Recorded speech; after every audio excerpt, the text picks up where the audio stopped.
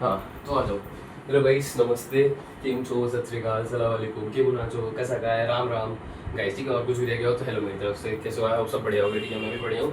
तो अब हम कल हम लोगों ने चैप्टर 2 खत्म कर दिया, ठीक है, अकाउंट्स में चेंज इन पीएसआर। अब हमें एडमिशन से स्टार्ट करना है, कल वीडियो आएगी एडमिशन की पहले, ठीक है। नेक्स्ट इज उसके बाद हम लोगों ने क्या कर लिया, अभी कल हमने स्टाफिंग भी पूरा कर लिया, हमारा सब डायरेक्टिंग और कंट्रोलिंग बचा है, वो भी कर देंगे। तो तुम्हारा क्या कहते हैं, फर्स्ट यूनिट के मतलब तुम्हारा प्री बोर्ड वगैरह जो भी स्टार्ट होंगे पहले टर्म होंगे, उनके हिसाब से सिलेबस कंप्लीट हो जाएगा, ठीक है। तो मैं वो कराने के बाद मैं सोच रहा हूँ रुक जाऊँ, थोड़ा सा रिवीजन कराऊँ, या जो भी तुम बोलोगे, या फिर आगे सिलेबस कंटिन्यू रखूँ, क्योंकि अकाउंट्स का तो कंटिन्यू में रहेगा ही अभी, क्योंकि अकाउंट्स में तो बहुत रह गया, अभी तो 2 ही चैप्टर हुआ है, ठीक है।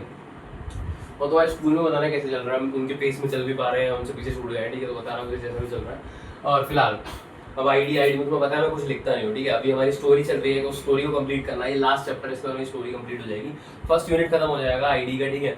और तुम समझ लो बढ़िया है, ठीक है, फर्स्ट यूनिट, इसके बाद तो सब इजी है, ठीक है। इसमें तुम्हें बस स्टोरी समझनी, जैसे मैंने पहले और सेकंड चैप्टर में तुम्हें एग्रीकल्चर, इंडस्ट्रीज और ट्रेड के बारे में बताया, इसमें वैसा नहीं बताऊंगा, ठीक है, इसमें थोड़ा अलग है। अब देखो स्टोरी कंटिन्यू करते हैं। पहले में तुम्हें याद है जब ब्रिटिशर्स आए थे बेसिकली, ठीक है, जब ब्रिटिशर्स आए तो उन्होंने क्या किया, हमारी इकोनॉमी की बैंड बचा दी। एग्रीकल्चर में तुमने देखा क्या हुआ, ठीक है, उन लोगों ने जमींदारी सिस्टम, ये सब चीजें, वो सब चीजें करी, जिससे हमारा एग्रीकल्चर बिल्कुल एक्सप्लॉइट हो गई, जिसकी प्रोडक्टिविटी बिल्कुल खत्म हो गई, ठीक है। और इंफ्रास्ट्रक्चर में तुमने देखा जो हमारी इंडस्ट्रीज थी उनको डिस्ट्रॉय कर दिया, हैंडीक्राफ्ट वाली, हमारे यहाँ से रॉ मटेरियल लेके जाते थे और वहाँ से फिनिश गुड्स लेके आते थे, ये सब, ठीक है। और ट्रेड में तुम लोगों ने देखा जो हमारा मोस्टली ट्रेड था वो डायरेक्टेड था टुवर्ड्स बेसिकली ग्रेट ब्रिटेन। और उसके अलावा देखा जाए, कहीं ना कहीं देखा जाए तो हम लोग नेट एक्सपोर्टर बन गए थे रॉ मटेरियल के, और नेट इंपोर्टर बन गए थे फिनिश गुड्स से, ठीक है। और हमारा बीओपी फिर भी सरप्लस था, क्योंकि हमारा एक्सपोर्ट बहुत ज़्यादा था, बट वो बीओपी सरप्लस भी यूज हो रहा था उनके अपने एक्सपेंसेस के लिए, ठीक है। उसके बाद आया chapter 2, Indian economy on the eve of independence. जब इंडिपेंडेंस आया तो हम लोगों ने देखा एग्रीकल्चर में बहुत सारे रिफॉर्म्स आए, ठीक है, एग्रीकल्चर में रिफॉर्म्स आए बहुत सारे, जैसे कि एक तो वो आए थे एग्रीकल्चर लैंड रिफॉर्म्स आए, इंस्टीट्यूशनल रिफॉर्म्स आए, ठीक है। लैंड रिफॉर्म्स में देखा गया कि कैसे जमींदारी सिस्टम हटाया गया है, सीलिंग लैंड पे सीलिंग लगा दी, और जो small and fragmented land holdings थी उनको अलग करके कैसे साथ साथ लैंड होल्डिंग्स दे दी, ठीक है। और टेक्निकल में देखा हमने, टेक्नोलॉजिकल में देखा हम लोगों ने कि HYV सीड्स का इंट्रोडक्शन हुआ, और क्या क्या हुआ, ठीक है। फिर इंडस्ट्रीज में तुमने देखा IPR 1956 आया, इंडस्ट्रियल प्रोटेक्शन राइट आया, ठीक है। IPR 1956 आया, ठीक है। उसमें क्या क्या हुआ तुमने देखा था कि उसमें हमने इंडस्ट्रीज को बेसिकली 3 शेड्यूल में बांट दिया था, A B C, ठीक है। ABC में बांट दिया। A में 17 इंडस्ट्रीज थी, जिसमें हम लोगों ने 17 इंडस्ट्रीज थी वो ओन्ड बाय गवर्नमेंट थी, ठीक है। और B में 12 इंडस्ट्रीज थी वो प्रोग्रेसिवली ओन्ड बाय गवर्नमेंट थी, बट उनका छोटा मोटा रोल बेसिकली प्राइवेट इंडिविजुअल्स भी थे। और जो रेस्ट ऑफ द इंडस्ट्रीज बची थी उनको शेड्यूल C में डाल दिया था, जो प्राइवेट इंडस्ट्रीज के नाम दे दी थी, ठीक है।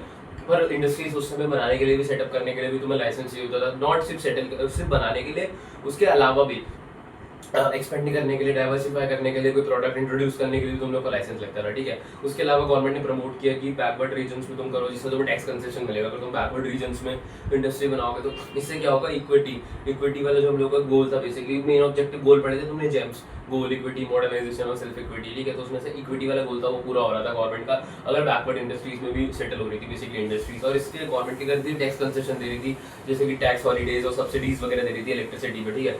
तो ये सब चीज़ें हो गई।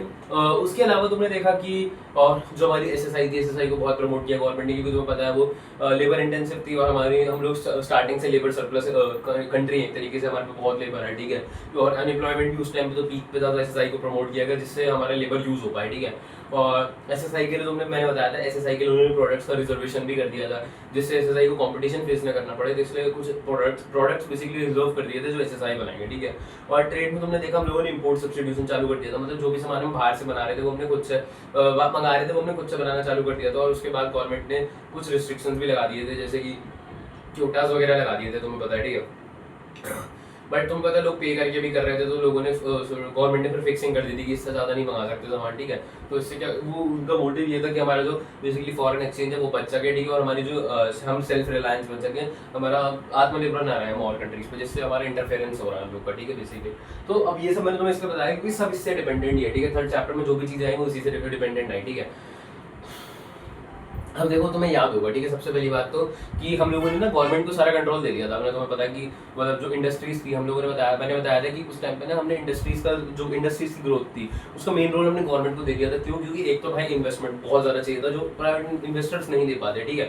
और दूसरी बात, अगर प्राइवेट इन्वेस्टर्स दे भी पाते तो उनका तो एक मोटिव ये भी रहता कि प्रॉफिट मैक्सिमाइजेशन, ठीक है। बट फिर अगर प्रॉफिट मैक्सिमाइजेशन करते तो फिर इक्विटी वाला गोल हमारा छूट जाता, ठीक है। और थर्ड चीज, इंसेंटिव्स भी बहुत कम थे, जो मार्केट था इंडिया का वो बहुत छोटा था, तो प्राइवेट इन्वेस्टर्स इंटरेस्टेड ही नहीं थे करने में, ठीक है। तो इन सब चीज़ों की वजह से हमने गवर्नमेंट को मेन रोल दिया था, गवर्नमेंट ने बेसिकली अपने को मेन रोल दिया था इंडस्ट्रीज़ को बेसिकली सेटअप करने में और बूस्ट करने में, ठीक है। अब देखा जाए तो इंडस्ट्रीज काफ़ी हद तक बूस्ट हुई, हम लोगों ने थोड़ा बहुत डाइवर्सिफाई भी किया, हमारे पास बहुत सारी इंडस्ट्रीज आई भी आई।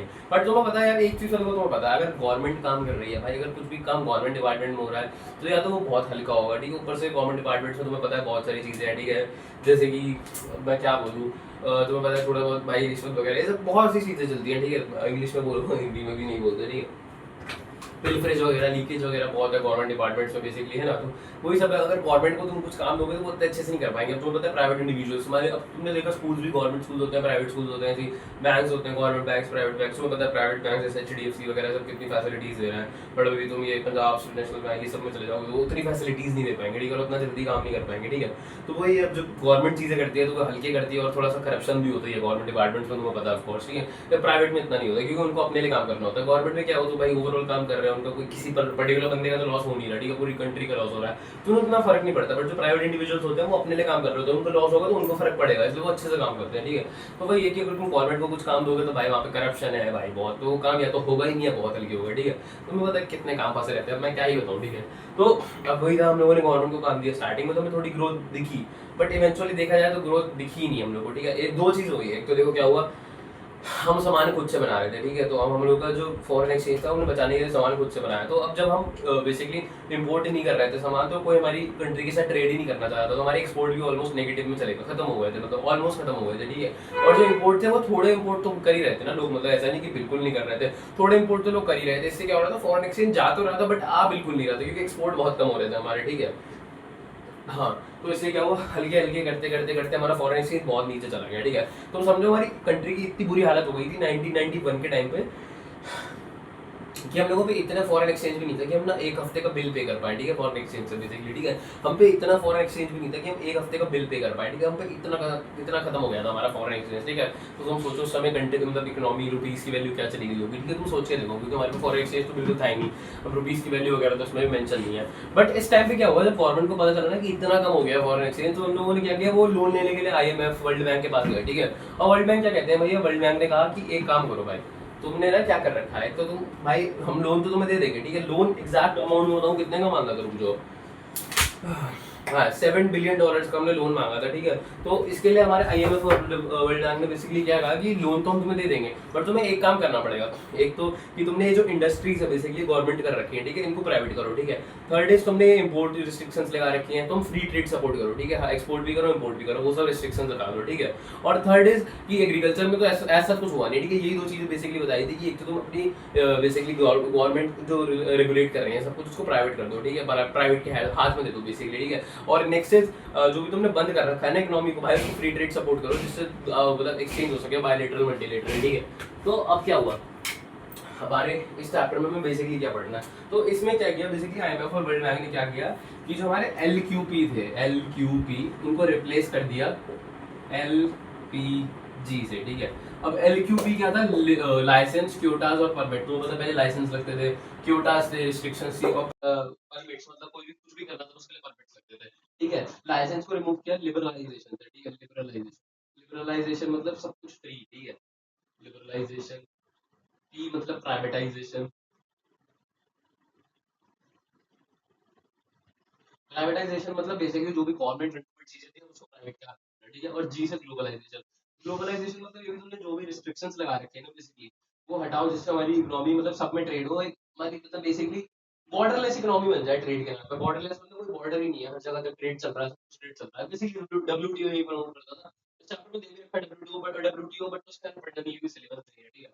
और LQP था क्या वैसे, LQP थी लाइसेंस, क्योटास एंड परमिट्स, ठीक है। तो ये सबको रिप्लेस किया, लाइसेंस को रिप्लेस किया लिबरलाइजेशन ने, क्योटास को प्राइवेटाइजेशन ने, एंड परमिट्स ग्लोबलाइजेशन, ठीक है। LQP से LPG पे चलेगा, ठीक है। अब देखो इसमें कुछ पॉइंटर्स भी गिवन है, ठीक है। पॉइंटर्स क्या गिवन है कि भाई what prompted a post towards liberalisation, ठीक है। वो एग्जैक्ट बस में नहीं रखा, बट तुम्हें मैं बताता हूँ क्या क्या हुआ था, ठीक है। तो हमने क्यों, एक तो हम लोग को चेंजेस की जरूरत पड़ी थी। देखो एक तो इस समय क्या हुआ, हमारी इकोनॉमी में इन्फ्लेशन बहुत हो गया था, क्योंकि भाई हमें लोन वोन लेना पड़ रहा था बहुत सारा, तो मनी सप्लाई बहुत बढ़ रहा था, इकोनॉमी पर इन्फ्लेशन बहुत था, ठीक है। और सेकंड इज इन्फ्लेशन, नहीं था सिर्फ इन्फ्लेशन के अलावा देखो हमारे एक तो फॉरेन एक्सचेंज बहुत डाउन चलेगा, हमारा बीओपी नेगेटिव में जा रहा था, ठीक है। और थर्ड इज की भाई बीओपी हमारा वो चला गया, और ये भी कह सकते हो कि हमारी इकोनॉमी की हालत बहुत बुरी हो गई थी, क्योंकि मतलब हम लोग एक हफ्ते का अगर बिल नहीं दे पा रहे तो हमारी क्या हालत है, समझ लो। और गवर्नमेंट सेक्टर जो बेसिकली गवर्नमेंट सेक्टर इंडस्ट्रीज थी, public sector undertakings basically PSU जो भी थी, ठीक है, वो एक सोशल डेड वेट की तरह हमारे में पड़ी हुई थी। डेड वेट मतलब बस वो हमारा वो वेट है, ठीक है, वो कुछ काम धंधा नहीं कर रहे हैं, बस एक सोशल वेट की डेड वेट की तरह पड़े हुए हैं हमारे ऊपर, ठीक है। उनसे काम हम अच्छे से हो नहीं रहा था, ठीक है। तो इन सब की वजह से हमको जाना पड़ गया, ठीक है। तो इन सब की वजह से ये सब आया। अब देखो हमें सबसे पहले पढ़ना है लिबरलाइजेशन, ठीक है, लिबरलाइजेशन।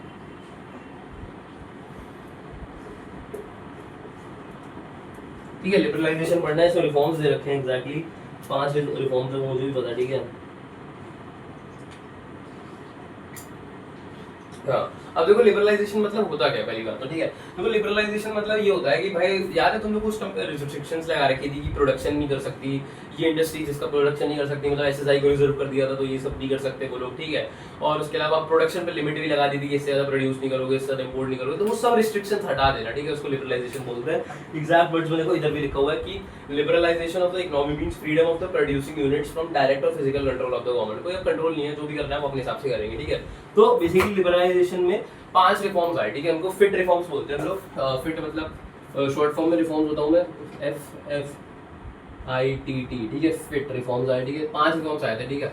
इसमें मैं एग्जैक्ट नहीं लिखता, बुक में जो लिखा उसी नंबर में चलता हूँ। पहले इंडस्ट्रियल सेक्टर दे रखा है, ठीक है, industrial sector reforms.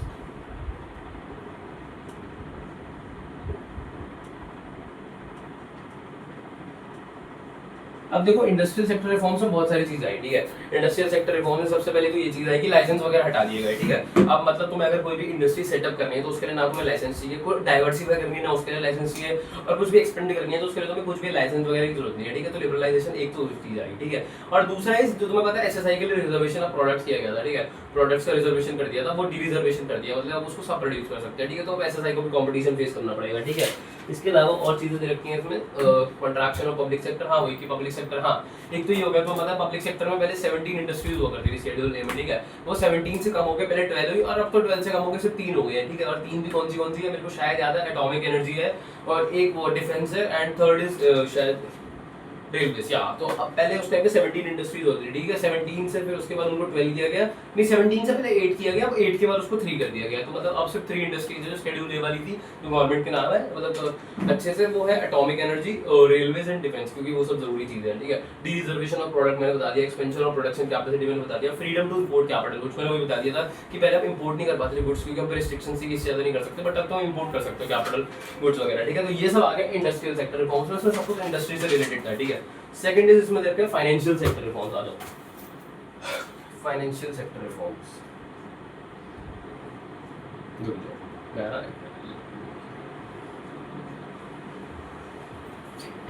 B is financial sector reforms.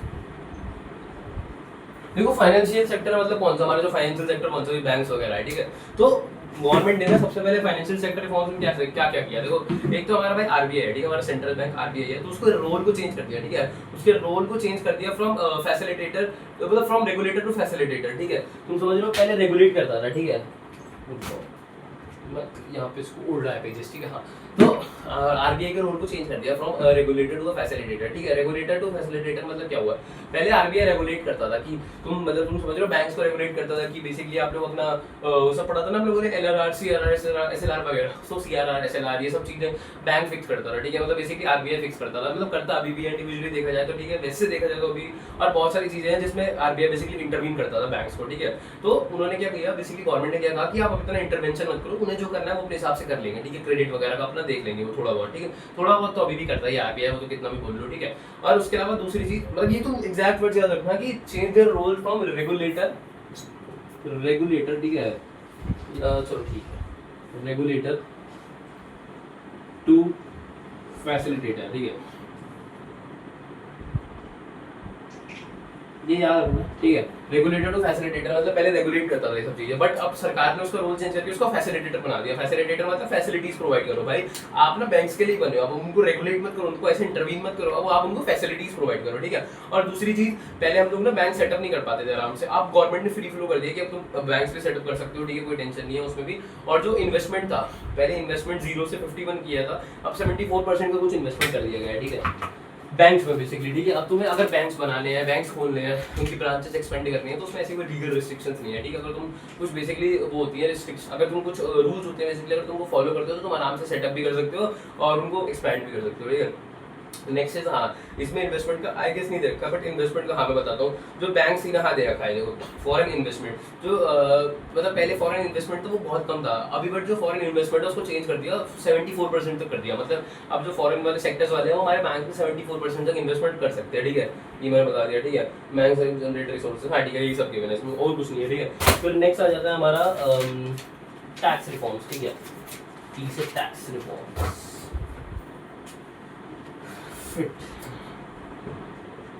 Tax reforms. अब देखो तुम्हें पता है कि जीएसटी तो अब आया, बट उस टाइम पे बहुत सारे टैक्स वगैरह थे, ठीक है, तो बहुत सारे मतलब value added tax, special tax, ये सब वो सब, ठीक है। तो गवर्नमेंट ने क्या किया ना, पहले तो टैक्स स्ट्रक्चर को सिंप्लीफाई कर दिया। ऑल्दो जीएसटी अब आया है, बट हम बोलते हैं कि ये जीएसटी भी इसका टैक्स रिफॉर्म में ही आ गया एक तरीके से देखा जाए, क्योंकि ये 1991 के बाद सारे रिफॉर्म्स उसी में ऐड हो रहे हैं, ठीक है। तो जो भी जीएसटी आया वो इसी में ऐड हुआ है, ठीक है। तो जो बहुत सारे रिफॉर्म मतलब बहुत सारे टैक्सेस उनको हटा के सिंप्लीफाई कर दिया, बेसिकली एक टैक्स ला दिया जिसको हम बोलते हैं GST, one nation one tax, उसका एक टैगलाइन भी है, ठीक है। तो एक तो ये कर दिया, दूसरा है तो सिंप्लीफाई कर दिया स्ट्रक्चर, ठीक है, मतलब टैक्सेस का पेमेंट स्ट्रक्चर भी सिंप्लीफाई कर दिया। पहले तुम्हें टैक्सेस पे करने के लिए लाइनों में लगना पड़ता था, ये वो करना पड़ता था, बट अब तुम ऑनलाइन सिंपली आराम से टैक्सेस पे कर सकते हो, ठीक है। तो ये आ गया टैक्स रिफॉर्म में, इसके अलावा टैक्स रिफॉर्म में और कुछ नहीं है। Next is foreign exchange reforms, ठीक है, foreign exchange reforms, foreign exchange reforms. अब देखो तुम्हें स्टार्टर के सबसे पहले मैंने बताया कि हम लोग का जो फॉरेन एक्सचेंज था वो बहुत ज्यादा गिर गया था, ठीक है।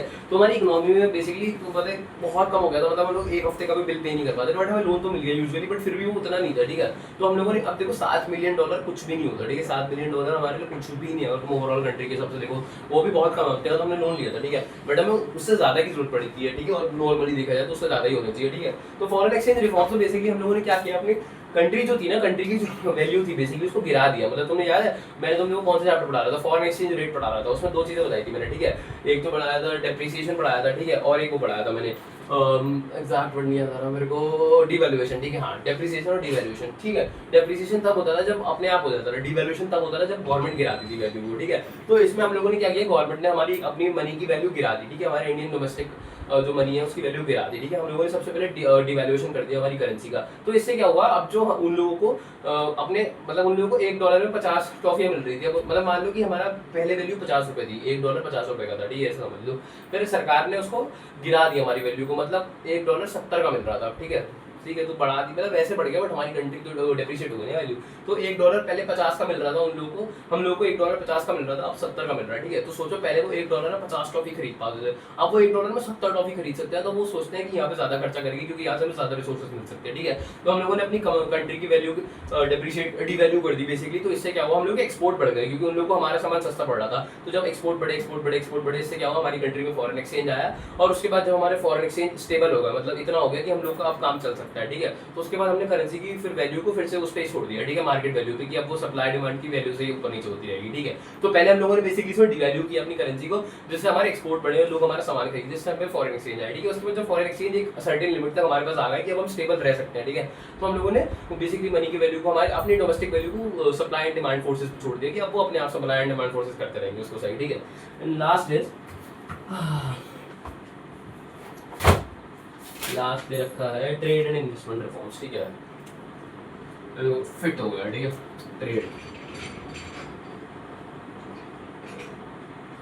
ट्रेड वैसे तो ट्रेड रिफॉर्म्स लिखना, बट ट्रेड एंड इन्वेस्टमेंट लिखा है तो ठीक है, चलेगा।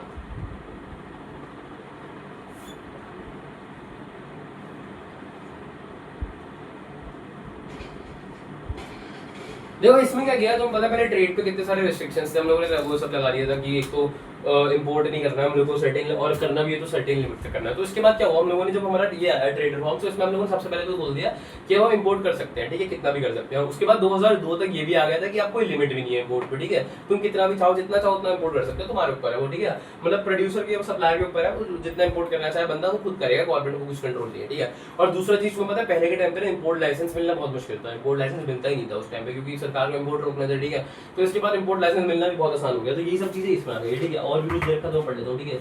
रिडक्शन इन टैरिफ रेट्स मैंने बता दिया, हाँ जो टैरिफ के रेट्स थे, ठीक है, इंपोर्ट के जो रेट्स थे बेसिकली वो पहले, हाँ जब इंपोर्ट करते थे तो मैंने बताया था तो मैं बहुत चार्जेस लगते थे, तो उन्होंने बढ़ा दिए थे, तो उसको कम कर दिया बेसिकली, वही मैंने बताया, ठीक है। लाइसेंस आराम से मिल जाता है, इसमें भी लिखा है। और उसके अलावा जो एक्सपोर्ट ड्यूटीज थी, तुम समझो इंपोर्ट ड्यूटीज तो बिल्कुल हटा दी, मतलब बिल्कुल नहीं हटाई, थोड़ी सी रखी, ठीक है। इससे क्या हो, क्योंकि भाई अब सामान बंदा तो बंदा अंधा मतलब सामान अंधा खरीदेगा ना बंदा, थोड़ा तो भाई होना चाहिए ना, तो इंपोर्ट ड्यूटीज कम कर दी बट हटाई नहीं। बट जो एक्सपोर्ट ड्यूटीज थी, हमें सामान जितना एक्सपोर्ट करेंगे तो फॉरेन एक्सचेंज आएगा, तो बाद में क्योंकि सरकार की पॉलिसी बदल गई, उन्हें फॉरेन एक्सचेंज अपना बढ़ाना था through export, basically export promotion. पहले इंपोर्ट सब्स्टिट्यूशन से करते थे, अब एक्सपोर्ट प्रमोशन से बढ़ा रहे थे, ठीक है। तो उन लोगों ने क्या किया, एक्सपोर्ट की जो बेसिकली एक्सपोर्ट पे जो टैरिफ था वो बिल्कुल हटा दिया और इंपोर्ट पे थोड़ा रखा, जिससे लोग अंधा इंपोर्ट भी ना करें, ठीक है। बट एक्सपोर्ट पे बिल्कुल हटा दिया, जिससे आप जी भर के इंपोर्ट करो और नेक्स्ट इज एक्सपोर्ट करो basically. Next is dismantling of quantitative restrictions on import and export. वही मैंने बताया कि आप कितनी भी क्वांटिटी में इंपोर्ट कर सकते हो, कितनी भी क्वांटिटी में एक्सपोर्ट कर सकते हो, ये सब आ गया लिबरलाइजेशन में, ठीक है।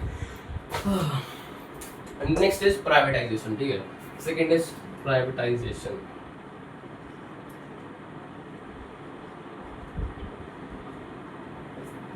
ठीक है। अब प्राइवेटाइजेशन में मैंने तुम्हें बताया, प्राइवेटाइजेशन मतलब जो गवर्नमेंट सेक्टर है उसका रोल, गवर्नमेंट का रोल कम करना बेसिकली, ठीक है। तो उसमें क्या होता है, जो पीएसयू होती थी, पब्लिक सेक्टर अंडरटेकिंग्स, या तो गवर्नमेंट उनको डायरेक्टली बेच देती थी प्राइवेट सेक्टर्स को, या क्या करती थी उसके शेयर्स बेच देती थी, ठीक है। तो उसमें लिखा है privatisation is the process of involving the private sector in the ownership और operation of a state owned enterprise, मतलब पब्लिक सेक्टर एंटरप्राइज, ठीक है। उसके बाद इसमें बोला it implies gradual withdrawal of government ownership, मतलब जो गवर्नमेंट की ओनरशिप थी उसका विड्रॉल करना। इसको हम दो तरीके से कर सकते हैं, मैंने बताया, या तो सीधा सेल कर दो गवर्नमेंट के एंटरप्राइजेस का, या तो फिर उससे शेयर्स बेच दो, ठीक है। अब शेयर्स भी बेच दोगे तो वो लोग मालिक ही बनेंगे ना, ठीक है, तो फिर वो कुछ भी कर सकते हैं, ठीक है। तो मैं बताता हूँ इसमें क्या क्या होगा, ठीक है। अच्छा ठीक है, इसमें एग्जैक्टली ऐसा कुछ और नहीं दे रखा है, ठीक है, तो मैं बताता हूँ, बट फिर भी ठीक है। देखो प्राइवेटाइजेशन दो तरीके से हो सकता है, ठीक है। मैंने बोला एक तो ये तो तुम आउटराइट सेल कर रहे हो, ठीक है, एक तो ये तो तुम सेल कर रहे हो और पीएसयू को तुम जानते हो ना, पब्लिक सेक्टर अंडरटेकिंग, मतलब गवर्नमेंट की इंडस्ट्री बेसिकली, ठीक है। और या तो तुम डिसइन्वेस्टमेंट कर रहे हो, मतलब शेयर्स बेचना, उसको डिसइन्वेस्टमेंट भी बोलते हैं लोग, ठीक है। डिसइन्वेस्टमेंट मींस क्योंकि देखो जब हम इन्वेस्ट करते हैं तो हम शेयर्स खरीदते हैं, ठीक है। तो डिसइन्वेस्टमेंट मतलब शेयर्स को बेचना, ठीक है। इन्वेस्टमेंट मतलब खरीदना और डिसइन्वेस्टमेंट मतलब बेचना, ठीक है। तो डिसइन्वेस्टमेंट मींस शेयर्स बेचना, या तो गवर्नमेंट सेल कर दे पीएसयू भी डायरेक्टली, है तो फिर उसको डिसइन्वेस्टमेंट कर दे, ठीक है। उसके अलावा आई गेस आपको एडवांटेज और डिसएडवांटेजेस भी गिवन है इसमें, ठीक है। मैं बता देता हूँ कि बिना, ठीक है। ओके, ऐसा तो कुछ भी नहीं गिवन है, ठीक है। लास्ट में वो पढ़ेंगे, अभी हम लोग को पढ़ना है फिलहाल ग्लोबलाइजेशन, ठीक है। प्राइवेटाइजेशन भी यही था, ठीक है। अब आ गया ग्लोबलाइजेशन पे। देखो ग्लोबलाइजेशन मतलब क्या था, ग्लोबलाइजेशन मतलब भाई मैंने तुम्हें बताया इकोनॉमी को मतलब बॉर्डरलेस इकोनॉमी बनाना, बॉर्डरलेस मतलब फ्री ट्रेड कर सके जहाँ पे हम लोग, ठीक है।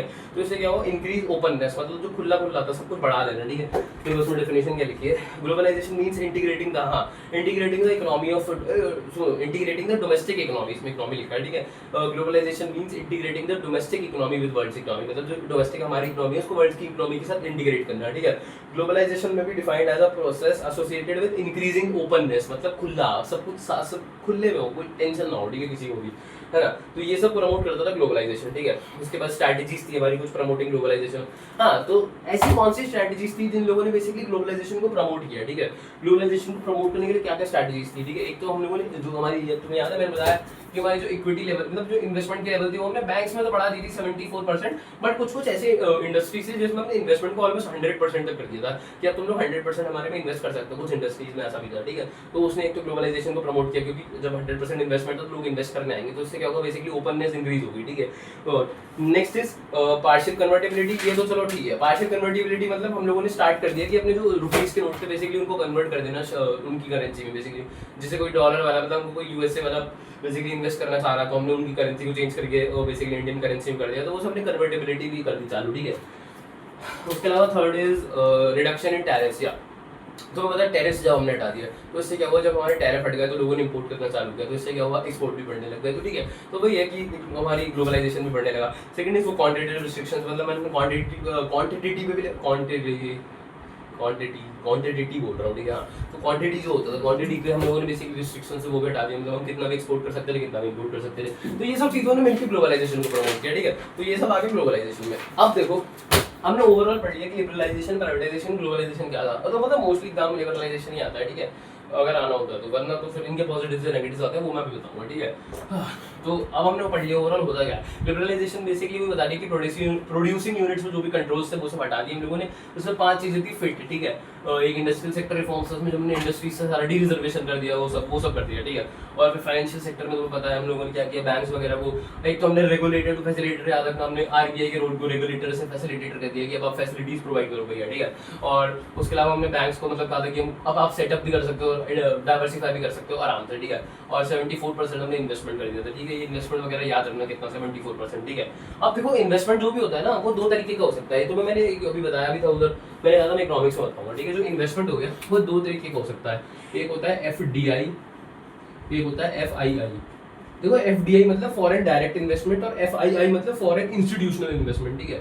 Foreign direct investment, D for direct, ठीक है, और इधर आई फॉर इंस्टीट्यूशनल। देखो डायरेक्ट मतलब कि हमने डायरेक्टली किसी चीज में इन्वेस्ट कर दिया, मतलब या तो कोई मतलब जो उसकी हमें ओनरशिप मिल गई डायरेक्टली, मतलब हमने उसमें कर दिया, तो हमने किसी लैंड में कर दिया जिसकी हमें ओनरशिप मिल गई, ठीक है। इंस्टीट्यूशनल बेसिकली हो गया, जैसे तुम लोगों ने देखा है कि बहुत सारे, जैसे हम लोगों ने फ्रेंचाइज वगैरह खरीदी होती है जैसे इंडिया में लोगों ने, ठीक है, वो सब आ गया इन्वेस्टमेंट में, ठीक है। जैसे वॉलमार्ट के स्टोर्स हैं हमारी कंट्री में बहुत सारे, ठीक है, तो वो सब इंस्टीट्यूशनल इन्वेस्टमेंट में आ गए, क्योंकि उसमें हम लोगों ने ओनरशिप नहीं मिलती, हम लोग को एक तरीके से देखा जाए तो हम लोग दूसरों की फ्रेंचाइज खरीद रहे हैं, बस ओनरशिप तो उन्हीं की रहेगी, ठीक है। डायरेक्ट मतलब जिसके हमें ओनरशिप मिल जाए डायरेक्टली, ठीक है। तो इन्वेस्टमेंट भी 2 तरीके के हो सकते हैं, वो तुम्हें बता दिया, ठीक है। उसके अलावा टैक्स रिफॉर्म्स में मैंने बताया कि जो हमारा टैक्स स्ट्रक्चर था वो सिंपलीफाई हो गया, इतने सारे टैक्सेस थे, उससे हटके एक टैक्स आ गया हमारा, उसको हम बोलते हैं GST, goods and service tax, जिसका स्लोगन भी यही है कि 1 नेशन 1 टैक्स, ठीक है। और बेसिकली ऑनलाइन, अब ऑनलाइन भी पे कर सकते थे टैक्सेस, तो सब कुछ सिंपलीफाई हो गया। और उसके अलावा फॉरेन एक्सचेंज रिफॉर्म आ गया, इसमें हमने डिवैल्यू कर दी थी अपनी करेंसी को, जिससे हमारे एक्सपोर्ट्स बढ़ते चले गए। उसके बाद हम लोगों ने उसको सप्लाई मार्केट और market forces of demand and supply पे छोड़ दिया, वो अपना पे राइज होता है, ठीक है। उसके बाद trade and investment policy reforms में मैंने बताया कि ट्रेड में जो भी रिस्ट्रिक्शंस है वो सारे हट गए, हमको इम्पोर्ट लाइसेंस आराम से मिल सकता है, और क्वांटिटेटिव वो सब रिस्ट्रिक्शंस भी हट गए, ठीक है। Next is privatisation. प्राइवेटाइजेशन में मैंने बताया कि गवर्नमेंट का रोल कम करना और प्राइवेट का रोल बढ़ाना, ठीक है। इसको 2 तरीके से कर सकते हैं, तो गवर्नमेंट जो इंडस्ट्रीज थी उनका डायरेक्ट सेल हो जाना, ठीक है। और सेकंड इज डिसइन्वेस्टमेंट होना, डिसइन्वेस्टमेंट मतलब शेयर्स बेच देना, ठीक है। उसके बाद आगे globalisation. Globalisation means integrating the basically world economy with domestic economy, ठीक है। हमारी इकोनॉमी के साथ वर्ल्ड की इकोनॉमी को बेसिकली इंटीग्रेट करना, ये सब आगे ग्लोबलाइजेशन में, ठीक है। अब देखो हमने 3 चीजें पढ़ी, अब इनके कुछ बेनिफिट्स भी होंगे, कुछ बेसिकली डीमेरिट्स भी होंगे, ठीक है। मेरिट्स भी होंगे, डीमेरिट्स भी होंगे एक तरीके से। अब हमें इनके मेरिट्स पढ़ने हैं, ठीक है। ये एलपीजी हमारी जो थी, लिबरलाइजेशन, प्राइवेटाइजेशन, ग्लोबलाइजेशन, इनके भाई मेरिट्स क्या है, ठीक है। मेरिट्स देखो बहुत सारे दे रखे हैं, मैं वो भी बता रहा हूँ लोगों को, ठीक है। और फिर डीमेरिट्स क्या था, ठीक है, मैं लिखता भी आऊँगा साथ में पॉइंट, ठीक है। सबसे पहला मेरिट था कि हमारी जो इकोनॉमी थी वो वाइब्रेंट इकोनॉमी बन गई। वाइब्रेंट मतलब हमारी ग्रोथ सिग्निफिकेंट थी भाई, हम लोग की ग्रोथ बढ़ रही थी, हमारी इंडस्ट्रीज का जो प्रपोर्शन था वो बढ़ने लगा, सर्विसेज का प्रमोशन बढ़ने लगा। तो मतलब सर्विस सेक्टर हमारा सबसे ज्यादा कैसे प्रमोट हुआ ग्लोबलाइजेशन की वजह से, क्योंकि जब हमारे ग्लोबलाइजेशन आया तो क्या वो बाहर की इंडस्ट्रीज आई हमारे यहाँ पे, ठीक है। उन लोगों ने यहाँ पे इन्वेस्टमेंट किया, तो इससे क्या हुआ, हम लोग को नई नई टेक्नोलॉजी देखने को मिली, क्योंकि इंडिया में जैसी कोई नई टेक्नोलॉजीज थी मशीनरी की, और जो बाहर लोग बनाते थे सामान वो अपनी क्या भाई जबान में पता है क्या टेक्नोलॉजी से सामान बनता है, ठीक है। तो ऐसी बहुत सारी इकोनॉमीज आई जिनसे हम लोगों ने सीखा, तो इससे हमारा आईटी सेक्टर ग्रो हुआ, क्योंकि हमने आईटी में बहुत सारी चीजें देखी, ठीक है। तो सर्विसेज सेक्टर उसी से प्रमोट हुआ ग्लोबलाइजेशन से, ठीक है।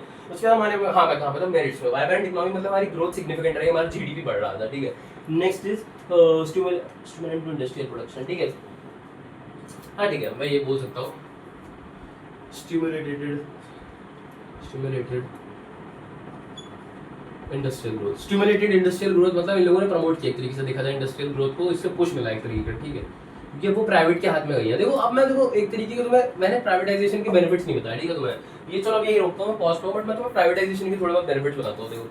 देखो प्राइवेटाइजेशन के बेनिफिट्स क्या रहता है तुम्हें पता है। गवर्नमेंट अगर कोई भी काम करता है ना तो वो अच्छे से नहीं करता है, बट प्राइवेटाइजेशन अगर कोई भी काम करेगा तो वो जी जान से करेगा, ठीक है। मानता हूँ वो पैसे जरूर लेंगे हमसे, बट वो पैसों के बदले में हमको बहुत अच्छी टेक्नोलॉजी देंगे, लेटेस्ट टेक्नोलॉजी देंगे। अब तुम सोचो कि इंटरनेट है, अगर वो बीएसएनएल ही चलाता रहता, भाई मेरा एक दोस्त है उसके फोन में बीएसएनएल है जस्ट सेम, ठीक है। अभी भी उसके सिग्नल नहीं आते, वो इधर उधर ऐसे तो घूमता रहता, तब अगर कभी आ गया सिग्नल आ गया, ठीक है, उसके घर की साइड थोड़े बहुत आ जाते हैं, इसलिए उसने सिम ले रखा था उस टाइम पे। बट हमारे यहाँ जब भी आता है वो कभी बीएसएनएल की सिम नहीं आती, जबकि हम लोग मेन एरिया में रहते हैं और वो मतलब नेवी साइड का जो एरिया वहाँ पे रहता है, तो वहाँ थोड़ा बहुत बीएसएनएल का सिग्नल आता है, ठीक है।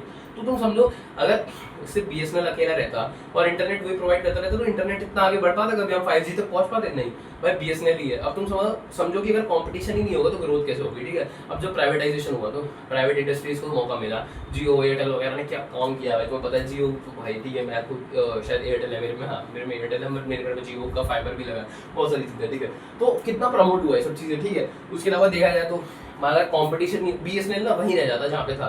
BSNL ने थोड़ी ग्रोथ तो करी है, मैं ये नहीं बोलता बिल्कुल ग्रोथ नहीं करी है, ठीक है। बट अगर उसमें कंपटीशन नहीं आता BSNL पे कभी, तो वो उतनी ग्रोथ भी नहीं कर पाता, ठीक है। तो प्राइवेटाइजेशन में मैं मानता हूँ कि प्राइवेट सेक्टर पैसा लेता है बट इनोवेशन देता है, ठीक है, काम अच्छे करता है प्राइवेट सेक्टर, ठीक है। ये सब आ सकता है एडवांटेज और डिसएडवांटेजेस प्राइवेटाइजेशन के एग्जाम में है, इसलिए मैं बता रहा हूँ, बुक में भी गिवन है, मैंने उस टाइम में तो वैसे नहीं बताया, ठीक है। हाँ, देखो मैं बताता हूँ, हाँ थोड़े से लिखे हुए हैं इसमें। देखो एक तो मैंने वही बताया कि एक सेल्फ इंटरेस्ट है, अगर गवर्नमेंट काम कर रही है तो वो ओवरऑल के लिए कर रही है, इसलिए किसी पर्टिकुलर बंदे को इफेक्ट नहीं पड़ता, ठीक है, क्योंकि उनको तो सैलरी मिल रही है, वो अपना काम कर रहे हैं जैसे भी कर रहे हैं, ठीक है। बट जो प्राइवेट सेक्टर होता है, अगर उसका लॉस हुआ ना तो बंदे का खुद का लॉस है, उसके भाई उसके लिए पर्सनल लॉस है वो, ठीक है। तो वो 100% काम करता है मोटिव से, ठीक है। और सेकंड इज देखो कॉम्पिटेटिव इन्वायरमेंट बनता है, मैंने बोला, ठीक है। इससे क्या होगा भाई, कॉम्पिटेटिव इन्वायरमेंट बनेगा, इससे गवर्नमेंट भी काम करेगी, अच्छा, ठीक है। और third is diversification of products, ये अगर भाई ये लोग काम करेंगे तो नई टेक्नोलॉजी लाएंगे, चाहे पैसा लेंगे बट नई टेक्नोलॉजी लाएंगे, ठीक है। और चौथा इज कंज्यूमर सॉवरेनिटी, हाँ कंज्यूमर सॉवरेनिटी मतलब कंज्यूमर जो हम मतलब प्राइवेट सेक्टर वही बनाता है जिसकी जरूरत कंज्यूमर को होती है, ठीक है, जिससे उनकी बेसिकली मैक्सिमाइज हो सके प्रॉफिट उनका, ठीक है। तो कंज्यूमर सॉवरेनिटी को भी प्रमोट करता है, ठीक है। बट इसके डिसएडवांटेजेस क्या है, लॉसेस क्या है, अब देखो क्या हुआ, तुम्हें याद है कि हमारा उस टाइम पे हम लोगों ने सेकंड चैप्टर में कॉमन गोल्स बनाए थे, उसमें एक गोल था इक्विटी। भाई अब जो प्राइवेट सेक्टर सामान बनाता है ना वो अमीर लोगों के लिए ज्यादा बनाता है जिससे उनको प्रॉफिट हो, ठीक है। अच्छा तो तुम्हें पता है एक तरीके का हमारा इक्विटी वाला गोल तो वही रह गया, ठीक है, छूट गया आपको, ठीक है। इसके अलावा और कुछ नहीं है, हाँ ठीक है, यही है, ठीक है। हमारा इक्विटी वाला तो बेसिकली वो मोटिव था बॉडी का, ठीक है। बट अब हम कहाँ पे थे, गुड इफेक्ट्स और बैड इफेक्ट्स थे, ठीक है। लास्ट में कंक्लूडिंग स्टेटमेंट भी बताऊंगा, ठीक है। वाइब्रेंट इकोनॉमी में स्टिमुलेंट मिला इंडस्ट्रियल ग्रोथ, ठीक है। उसके बाद चेक ऑन फिस्कल डेफिसिट, हमारा तुम्हें पता फिस्कल डेफिसिट था, ठीक है। ये हटा देता हूँ मैं, रुक जाओ ये हटा देता हूँ। देखो फिस्कल डेफिसिट मतलब वही एक्सपेंडिचर बहुत ज्यादा था बट इन्वेस्टमेंट बहुत कम था। और तो मैंने बताया था फिस्कल डेफिसिट हमारी बोरिंग्स दिखाता है, ठीक है। तो मतलब हमारी बोरिंग्स बहुत ज्यादा थी उस टाइम पे, ठीक है। तो फिस्कल डेफिसिट ने हमारी एक तरीके से फिस्कल बेसिकली, हाँ इसने एलपीजी ने हमारी फिस्कल डेफिसिट को कम किया, ठीक है। और इससे हमारी बोरिंग्स की रिक्वायरमेंट कम हो गई, ठीक है। Next is increase in foreign exchange reserves, ये तो ऑफ कोर्स भाई, तो मतलब अगर हमने डिवैल्यू किया जिससे हमारा फॉरेन एक्सचेंज बढ़ा, ठीक है, तो इससे increase in foreign exchange reserve हुआ। ऑब्वियसली ये तो एक सर्टेन बेनिफिट है ही जो तुम्हें याद रहेगा, ये रहेगा, ठीक है। Foreign increase in foreign exchange reserve, ठीक है।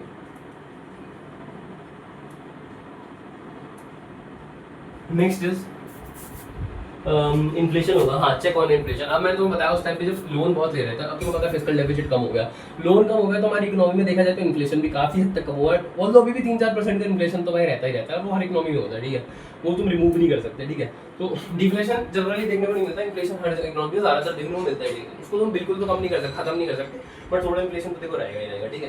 तो चेक ऑन इन्फ्लेशन भी, उस टाइम पर हम लोन ज्यादा ले रहे थे, इकोनॉमी में पैसा मनी सप्लाई बहुत ज्यादा होता है जिससे इन्फ्लेशन बढ़ रहा था, बट इन्फ्लेशन ग्रेजुअली कम हो गया उसके बाद, ठीक है। इसके अलावा देखा कंज्यूमर सॉवरेनिटी हो, तो मैं प्राइवेटाइजेशन में बताया, ठीक है। तुम समझो अगर तुम इंडिविजुअल बेनिफिट्स भी देख रहे हो ना, अगर लिबरलाइजेशन, प्राइवेटाइजेशन, ग्लोबलाइजेशन के इंडिविजुअल बेनिफिट्स को क्लब करके गुड इफेक्ट्स बनाया गया है, ठीक है। तो इसमें मैंने बताया अभी चेक ऑन इन्फ्लेशन वगैरह इसका था, ठीक है। थर्ड इज अब प्राइवेटाइजेशन का आ गया कंज्यूमर सॉवरेनिटी, जो मैंने अभी तुम्हें बताया था। अब जब वो बेसिकली गुड्स बनाएंगे तो कंज्यूमर के हिसाब से बनाएंगे, ठीक है। तो ये हो गया कंज्यूमर सॉवरेनिटी। इनमें से भी कोई 4 भी याद रखोगे ना, क्योंकि 6 नंबर में तो मेरे हिसाब से ये क्वेश्चन नहीं देंगे वो लोग, ठीक है। अगर तुम 4 भी याद रखोगे तो भी चलेगा, ठीक है। इसके अलावा दे रखा है देखो flow of private foreign investment, ठीक है। लास्ट बेनिफिट दे रखा है कि flow of private foreign investment. अब देखो तुम लोगों को पता है कि भाई इन्वेस्टमेंट हम लोगों को बढ़ गया था, हम लोगों ने बहुत से इंडस्ट्रीज में तो 100% कर दिया था, बट मोस्टली में 74% ही था। तो इस तरीके से देखा जाए ग्लोबलाइजेशन, प्राइवेटाइजेशन की वजह से हमारा इन्वेस्टमेंट भी बढ़ गया, ठीक है। तो ये सब हुआ। तो मैं एक ओवरऑल फिर से बता दूँ, वाइब्रेंट इकोनॉमी मतलब जीडीपी बढ़ने लग गई थी हमारी। तुम कौन कौन से याद रखो जो ईजी रहेंगे, ठीक है। एक तो वाइब्रेंट इकोनॉमी याद रखो, इंडस्ट्रियल ग्रोथ स्टिमुलेटेड शायद याद ना रहे, ठीक है। फिस्कल डेफिसिट तुम्हें याद रहेगा हमारा, क्योंकि उस टाइम पे ये मैंने स्टार्टिंग में बताया था कि डेफिसिट था हमारा, फिस्कल हम लोन बहुत ले रहे थे, ठीक है। तो उससे क्या हुआ, लोन रिक्वायरमेंट कम हुई तो फिस्कल डेफिसिट भी कम हो गया। और increase in foreign exchange reserve भी याद रहेगा, क्योंकि हमारे फॉरेन एक्सचेंज बहुत ज्यादा गिर गए थे। तो मेन तो समझ लो कि ये मेन चैप्टर आया ही इस वजह से, क्योंकि हमारे फॉरेन एक्सचेंज रिजर्व कर गए थे, ये पॉलिसीज आई इसी वजह से कि फॉरेन एक्सचेंज रिजर्व काफी हद तक नहीं गिरे होते, तो हो सकता है ये सब चलता रहता है, ठीक है, कभी रिफॉर्म्स ही नहीं आए होते। और सेकंड इन्फ्लेशन में बताया बहुत ज्यादा लोन ले रहे थे, तो मनी सप्लाई बहुत था इकोनॉमी में, तो इससे इन्फ्लेशन बहुत ज्यादा हो रहा था, ठीक है। नेक्स्ट इज कंज्यूमर सॉवरेनिटी, मैंने प्राइवेटाइजेशन का बेनिफिट बताया कि अब जो भी सामान बनता है वो कंज्यूमर के हिसाब से बनता है, जो कंज्यूमर को चाहिए, ठीक है। और last is flow of private foreign investment, ठीक है, मतलब हमारा प्राइवेट फॉरेन इन्वेस्टमेंट बहुत ज्यादा था, ठीक है। लास्ट इज अगर भाई किसी चीज के मेरिट्स है तो उसके डिमेरिट्स भी होते हैं, ठीक है, तो मैं डिमेरिट्स क्या लिख देता हूँ।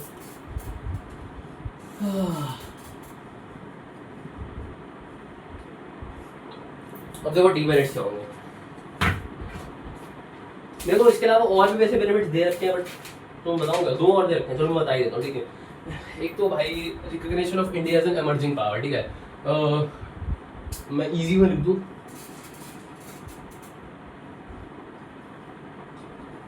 Recognised India as an emerging power। अब देखो तुम्हें पता है पहले जब ना इंडिया, जब उधर से ब्रिटेन वगैरह वाले गए थे, तो हम लोग की इकोनॉमी की हालत बहुत बेकार थी, ठीक है, तो कोई हमारे साथ ज्यादा ट्रेड नहीं करना चाहता था, कुछ नहीं करना चाहता था, तो उस टाइम पे इंडिया की रेपुटेशन बहुत गिर गई थी। बट उसके बाद जब हमारा देखा कि सब लोगों की जीडीपी बहुत अच्छे से बढ़ रहा है, उस टाइम पे जबकि भाई चाइना पाकिस्तान सबका जीडीपी गिरा जा रहा था, बट हम लोग अकेले थे जिनका जीडीपी बढ़ा जा रहा था, मतलब हमारे नेबर्स में से देखा जाए, तो सबका नहीं कह रहा हूँ, ठीक है, पूरा, क्योंकि ये मैं इसलिए बता रहा हूँ क्योंकि ये भी आगे चैप्टर में आएगा, ठीक है, India China Pakistan last chapter है, तो सबका गिर रहा था, बट हमारा इवेंचुअली देखा जाए तो बढ़ रहा था, तो इंडिया को भी रिकॉग्नाइज किया था एमर्जिंग पावर, मतलब अभी निकल रहा है, बट जब निकलेंगे तो बहुत तगड़ा निकलेंगे, ठीक है। उसके बाद shift from monopoly to competitive market, ये तुम्हें लिखना है तो लिखो, मतलब मत लिखो। तो पहले जब प्राइवेटाइजेशन हट गया तो अब सब पे कॉम्पिटिशन आ गया, ठीक है, पहले मोनोपोली मार्केट था, ठीक है, मतलब सब गवर्नमेंट का ही था, तो उनमें कुछ कॉम्पिटिशन नहीं था, ठीक है। अब जब हुआ कि ग्लोबलाइजेशन प्रमोट हो गया तो बाहर से इंडस्ट्रीज आ रही है, ठीक है, सब कुछ हो रहा है, तो कॉम्पिटिशन बढ़ गया, तो देयर वाज अ शिफ्ट, ठीक है, मैं कहाँ लिखूँ कि shift from monopoly to competitive market, ठीक है।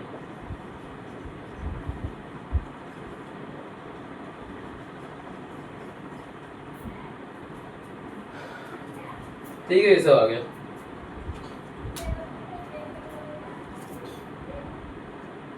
ठीक है, हाँ, तो ये सब हो गया। उसके बाद अब तुम डीमैट्स पढ़ा रहा था, ठीक है, डीमैट्स आ गया। इसमें इन्वेस्टमेंट में दो तरीके का बता रखा है, एफडीआई, एफआई, वो मैं एफआई है, वो तुम पहले बता दिया, ठीक है। अब बैड इफेक्ट्स क्या है, देखो सबसे पहला इफेक्ट्स,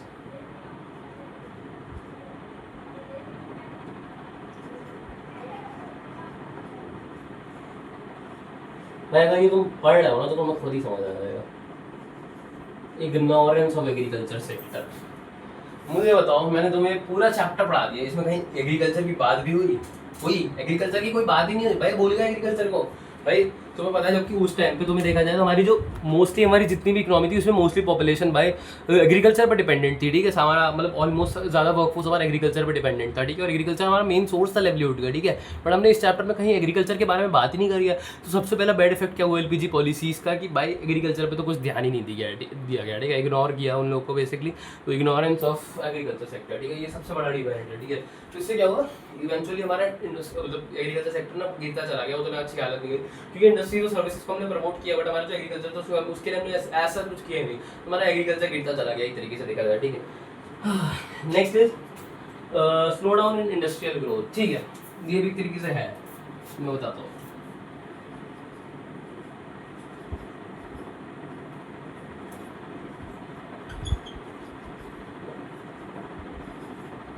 मार्केट दूसरा ले लूँ क्या,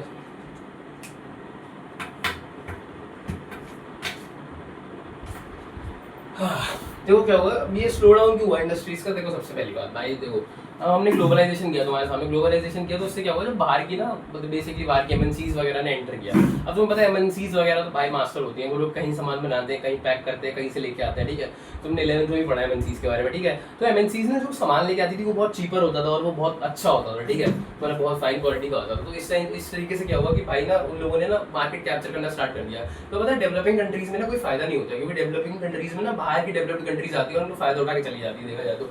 या तुम देखोगे इंडिया में भी बाहर की एमएनसीज वगैरह आई, उन्होंने बहुत फायदा उठाया, उन लोगों ने बहुत सारी कंपनीज को ही खरीद लिया, ठीक है। उसके अलावा देखा जाए कि हम मान लो कि हम लोग सामान जो बना रहे हैं, हम लोग की एगो नई इतनी अच्छी टेक्नोलॉजी थी भी, ठीक है, तो हम लोग सामान बना रहे हैं उस तरीके से उतनी फाइन क्वालिटी का भी नहीं होता था और थोड़ा महंगा भी लगता था क्योंकि हमारी कॉस्ट ऑफ प्रोडक्शन ज़्यादा लगती थी। बट जो वो सामने से एमएनसीज वाले आए भाई, वो तो सस्ते में और इतना अच्छा सामान बनाते थे, तो इससे क्या हुआ, हमारी डिमांड गिरने लगी और उनके सामान की डिमांड बढ़ने लग गई थी, ठीक है। इससे क्या हुआ, डेवलप्ड कंट्रीज ने डेवलपिंग कंट्रीज का एक तरीके से फायदा उठा लिया, ठीक है। तो हमारी इंडस्ट्रियल ग्रोथ देखा जाए हुई है, बट फिर भी स्लो डाउन हो गई क्योंकि ग्लोबलाइजेशन की वजह से एक तरीके से, ठीक है। थर्ड इज अनएम्प्लॉयमेंट, ठीक है। अरे अनएम्प्लॉयमेंट सबसे बड़ी चीज तो अनएम्प्लॉयमेंट है, ये कैसे छोड़ सकते हैं। हेलो भाई, अनएम्प्लॉयमेंट तो बहुत था, वो बताता हूँ। अब मैं तुम्हें स्टार्टिंग में अभी बताया थोड़ी देर पहले कि सब सर्विसेज सेक्टर आया, तो इससे हमारी आईटी का मतलब कोई ग्लोबलाइजेशन आया तो हमारी सर्विसेज सेक्टर्स प्रमोट हुआ, ठीक है, आईटी सेक्टर प्रमोट हुआ। तो इससे क्या हुआ, जब वो लोग आए ना तो हम लोग को नई टेक्नोलॉजी पता चली, तो हम लोगों ने ना टेक्नोलॉजी बेस्ड प्रोडक्शन ज़्यादा चालू कर दिया। मतलब हम जो पहले लेबर इंटेंसिव सामान बनाते थे वो हमने कैपिटल इंटेंसिव बनाना चालू कर दिया, क्योंकि इससे क्या होता था, एक तो सामान जल्दी बन जाता था और अच्छा बनता था, ठीक है। तो हमारी कंट्री ने भी एक तरीके से उनका चीज़ अडेप्ट करना स्टार्ट कर दी थी, हम लोग लेबर इंटेंसिव से कैपिटल इंटेंसिव चले गए। तो इससे क्या हुआ, तो मतलब ऑलरेडी हमारा अनएम्प्लॉयमेंट बहुत ज़्यादा था हमारी इकोनॉमी में, बट अब हम लेबर इंटेंसिव से कैपिटल इंटेंसिव चले गए, ठीक है। और ऊपर से देखा जाए एसएसआई वगैरह इन लोगों को भी कोई मिला नहीं, ठीक है, तो एसएसआई वगैरह भी बंद हो गई, ठीक है, उनको कोई हेल्प नहीं मिली क्योंकि एमएनसी वगैरह तो भाई एसएसआई को एक मिनट में खा लेंगी, भाई एमएनसी क्या चीज़ है, एसएसआई क्या चीज़ है, ठीक है। तो इससे क्या हुआ भाई, अनएम्प्लॉयमेंट बहुत बढ़ गया, ठीक है। नेक्स्ट इज फिस्कल पॉलिसी दे रखा है, ठीक है, ठीक है। ये वाला मतलब मेरे हिसाब से नहीं लिखना चाहिए, ये मत लिखो, ठीक है। लोप साइड ग्रोथ प्रोसेस में लिख देता हूँ, ठीक है। देखो जो तुम याद रख पाओगे ना मैं वही लिखूंगा, अच्छा ठीक है। अच्छा जो मेन पॉइंट्स है, अर्बन कंसंट्रेशन ऑफ ग्रोथ, ठीक है ठीक है ठीक है ठीक है ठीक है।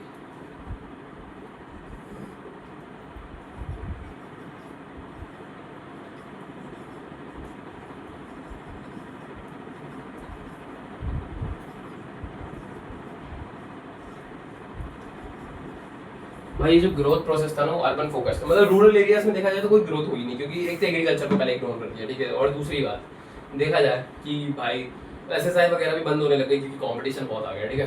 तो एक तरीके से देखा जाए तो एमएनसीज वगैरह आई, जब हमारा ग्लोबलाइजेशन हुआ तो बाहर से एमएनसीज आई, वो सेटल हुई। अब तुम्हें पता है एमएनसी तो भाई कभी भी देखा जाए, तुमने कभी देखा कि कोई एमएनसी रूरल सेक्टर में बनी है? नहीं भाई, एमएनसी रूरल सेक्टर वगैरह में बनती नहीं, एमएनसी पब्लिक सेक्टर वो बेसिकली अर्बन सेक्टर्स में बनती है, ठीक है। तो जो भी ग्रोथ हुई वो अर्बन सेक्टर की हुई, देखा जाए रूरल सेक्टर की ना के बराबर ही ग्रोथ हुई, ठीक है। नेक्स्ट इज इकोनॉमिक कोलोनियलिज्म, ठीक है, ये बहुत प्यारा पॉइंट है, ठीक है। ये सब तुम्हें याद रखना है, ये सब लिखोगे टीचर का दिल जीत जाओगे भाई, ट्रस्ट मी।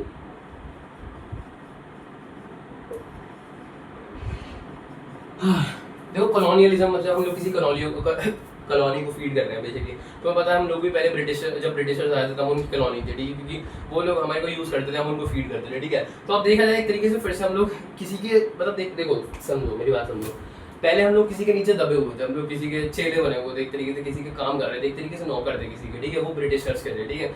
मतलब इवेंचुअली वैसे मैं वर्ड्स नहीं यूज़ करना चाहता ऐसा, बट देखा जाए अगर समझाने के लिए बोलूँ तो देखा जाए तो हम उन लोगों के नौकर ही थे तरीके से देखा जाए, क्योंकि वो जो चाहते थे हम वही करते थे, ठीक है।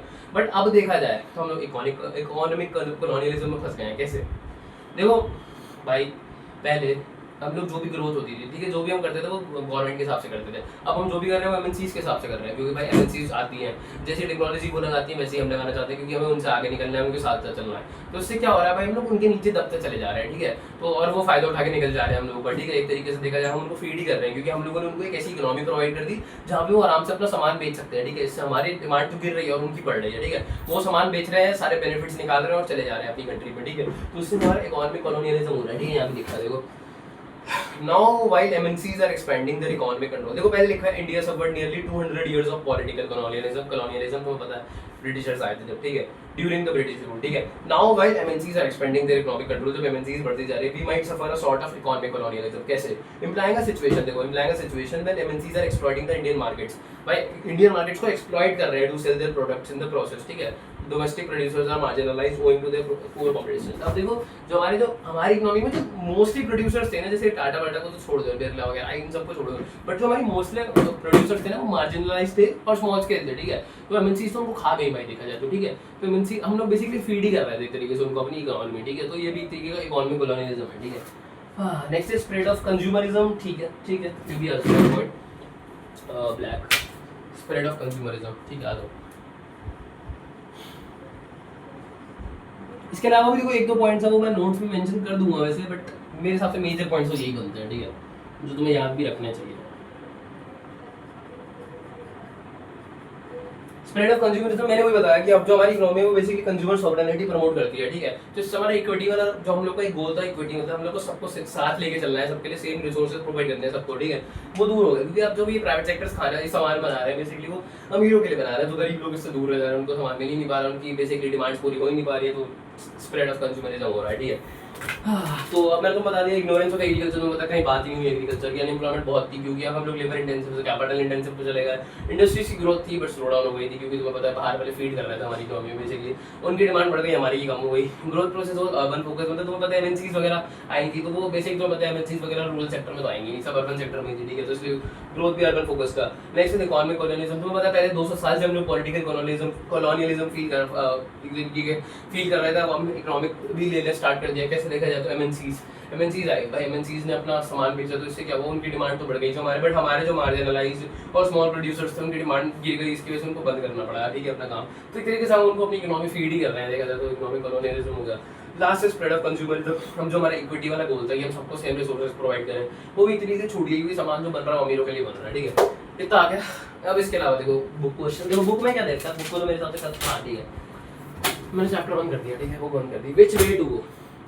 अब इसमें साफ बात पूछी गई है कि भाई क्या ये सही है, क्या एलपीजी पॉलिसीज हमारे लिए अच्छी भी है या फिर इससे कुछ बेटर भी हो सकता है, ठीक है। तो देखो मैं सिंपल एक जवाब देना चाहता हूँ भाई, देखो कि अभी तक कुछ देखा जाए हमारी इकोनॉमी पहले कितनी बुरी थी, हम लोग की क्या हालत हो गई थी, हम बिल्कुल गिर चुके थे, ठीक है, हमारे पे 7 दिन के पेमेंट नहीं कर पा रहे थे हम लोग, ठीक है, कितनी छोटी सी बात है, 7 दिन का पेमेंट नहीं कर पा रहे हम लोग, ठीक है। तो उससे तो बेटर ही हालत है ना हमारी, एक तरीके से हम ग्रो ही कर रहे हैं, चाहे थोड़ा कर रहे हो बट ग्रो तो कर रहे हैं ना, माना कि डिसएडवांटेजेस भी हैं बट एडवांटेजेस भी हैं।